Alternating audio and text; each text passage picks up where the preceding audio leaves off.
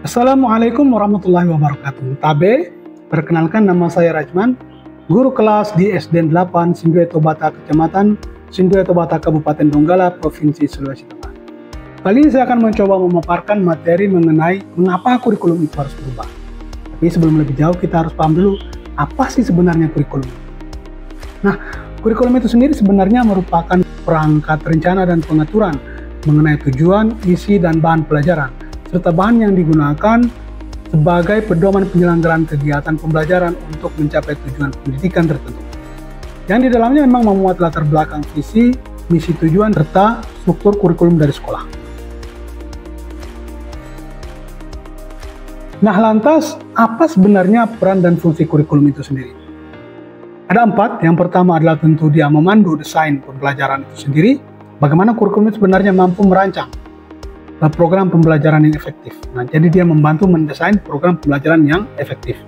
Ini tentu mencakup tentang pemilihan materi, metode, tujuan pembelajaran, kemudian penilaian, serta sumber daya yang akan digunakan dalam proses pembelajaran. Yang kedua adalah mengatur tujuan pendidikan. Kurikulum membantu dalam merumuskan tujuan pendidikan yang jelas dan spesifik. Kemudian yang ketiga, peran dan fungsi kurikulum adalah memotivasi pembelajaran. Kurikulum yang dirancang dengan baik dapat merangsang minat dan motivasi siswa untuk belajar. Kemudian yang terakhir adalah memfasilitasi evaluasi dan penilaian. Kurikulum memberikan dasar untuk pengembangan instrumen evaluasi dan penilaian. Ini membantu guru dan lembaga pendidikan menilai pencapaian siswa dan efektivitas programnya di sekolah. Lantas, mengapa kurikulum tersebut harus berubah? Ada banyak hal, sebenarnya ada banyak faktor.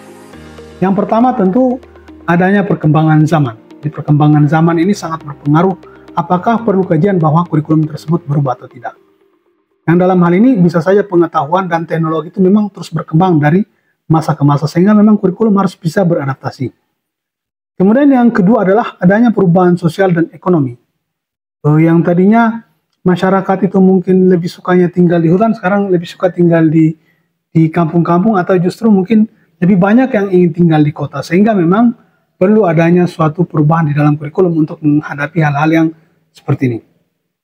Kemudian adanya kebutuhan siswa. Nah, sehingga kebutuhan ini tentunya kurikulum harus bisa menangkap hal-hal ini. Jangan sampai kebutuhan siswa terus berkembang, tetapi kurikulum justru masih itu saja, sehingga perlu adanya perubahan. Kemudian adanya persiapan dan tantangan masa depan. Nah, kita tahu bahwa tantangan semakin ke depan itu semakin besar. Nah, sementara kita harus menyiapkan peserta didik kita, anak-anak didik kita untuk bisa menjawab tantangan tersebut. Nah, bagaimana bisa kita menjawab itu? Tentu harus ada perangkat yang bisa melakukan itu. Salah satunya adalah kurikulum.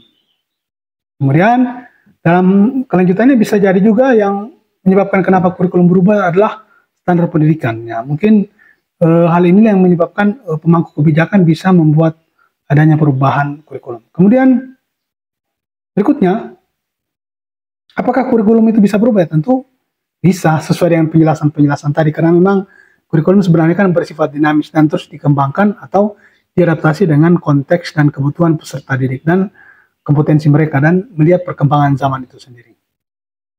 Lantas, bagaimana cara mewujudkan perubahan kurikulum tersebut?